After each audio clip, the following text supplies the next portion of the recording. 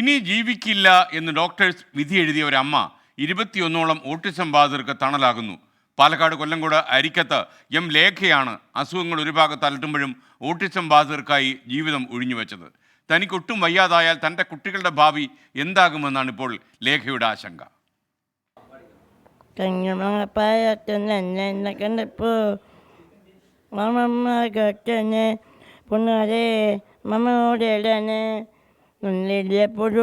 Minona pavara devanitanno punare devanitanno.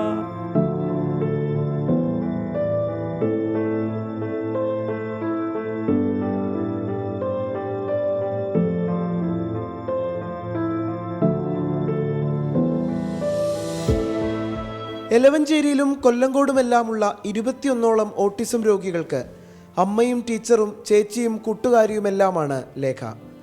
കഴിഞ്ഞ 13 വർഷത്തിലധികമായി autism ബാധിതർക്കായി ജീവിതം മാറ്റിവെച്ചിരിക്കുകയാണ് ഈ 34കാരി. നാഡീ സംബന്ധമായ അസുഖം മൂലം ശ്വാസമെടുക്കാൻ പോലും കഴിയാതെ കണ്ണുകൾ അടയുന്നത് പോലെ തോന്നിയ സാഹചര്യങ്ങൾ പലതവണ ലേഖയുടെ ജീവിതത്തിൽ ഉണ്ടായിട്ടുണ്ട്. ആരും തളർന്നു പോകുന്ന ജീവിത സാഹചര്യത്തിലും ലേഖയുടെ പ്രചോദനം ഈ കുട്ടികളാണ്. ഇവർക്ക് വേണ്ടി താൻ ജീവിച്ചിരിക്കണമെന്ന തോന്നലാണ്. ഒരുപാട് മെഡിക്കൽ പ്രോബ്ലംസ് അനുഭവിക്കേണ്ടി വന്നിട്ടുണ്ട്. മറ്റുള്ളവരുടെ കളിയാക്കലുകൾ, ഇൻസൾട്ടുകൾ, അങ്ങനെ ഒരുപാട് എൻ്റെ ലൈഫിൽ ഞാൻ അനുഭവിച്ചിട്ടുണ്ട്. ചെറുപ്പകാലത്തിൽ ഇപ്പോഴും ഞാൻ ഹൈഡോസ് മെഡിസിൻ സഹായത്തിലാണ് പോയിക്കൊണ്ടിരിക്കുന്നത്.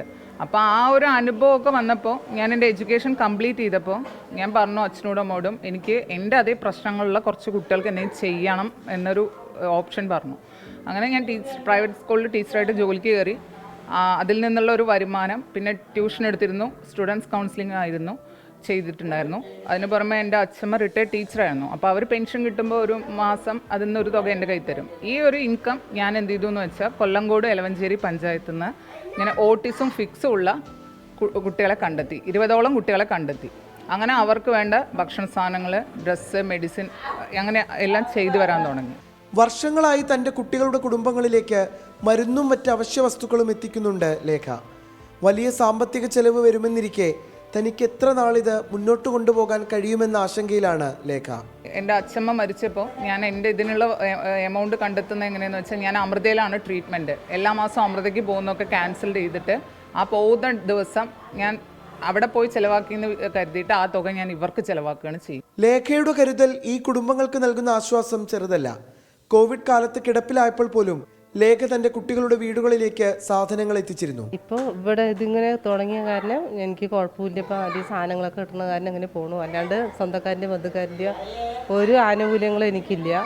ലേഖ ചേച്ചി മുഖാന്തരം എല്ലാവരും ബന്ധപ്പെട്ട് വിളിച്ച് ഞങ്ങൾക്ക് ലേഖ ചേച്ചി മുഖാന്തരം തന്നെ കൂടുതലും എല്ലാവരോടും എന്താ പറയുക, എല്ലാവരും വിളിച്ച് ഞങ്ങൾക്കുള്ള ഇത് ആനുകൂല്യങ്ങൾ എത്തിക്കണം എന്നൊക്കെ പറഞ്ഞ് എല്ലാം എത്തിക്കുന്നുണ്ട്. ഞങ്ങൾക്ക് എല്ലാം കൊണ്ടും സന്തോഷം ഉള്ളതാണ്. കുട്ടികൾക്ക് മാസാമാസം നൽകുന്ന സഹായങ്ങൾ തുടരാൻ സുമനസുകൾ കൈകോർക്കുമെന്ന പ്രതീക്ഷയിലാണ് ലേഖ ഇപ്പോൾ. ചിലപ്പോഴൊക്കെ രോഗം വല്ലാതെ പിടിമുറുക്കുമ്പോഴും തളരാതിരിക്കാൻ ലേഖയ്ക്ക് കരുത്തേകുന്നതും ഈ കുട്ടികൾ തന്നെ.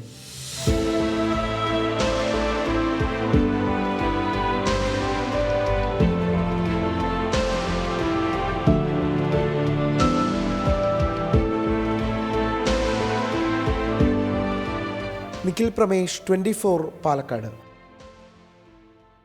എന്തായാലും ഈ ലേഖയെ നമുക്ക് അഭിനന്ദിച്ചേ മതിയാവും. ഇത്രയും നല്ലൊരു മനസ്സ് സൂക്ഷിക്കുന്ന ലേഡിയാണല്ലോ അവർ. എന്തായാലും ഒരു വലിയ സല്യൂട്ട് അവർക്ക് 24 നൽകുന്നു. ലോകത്തെവിടെയായാലും ഏത് സമയത്തും 24 വാർത്തകളും ഓഗ്മെന്റഡ് റിയാലിറ്റി പാക്കേജുകളും എക്സ്പ്ലെയിനറുകളും വിശദമായി കാണാൻ ഞങ്ങളുടെ യൂട്യൂബ് ചാനൽ നിങ്ങൾക്ക് സബ്സ്ക്രൈബ് ചെയ്യാം.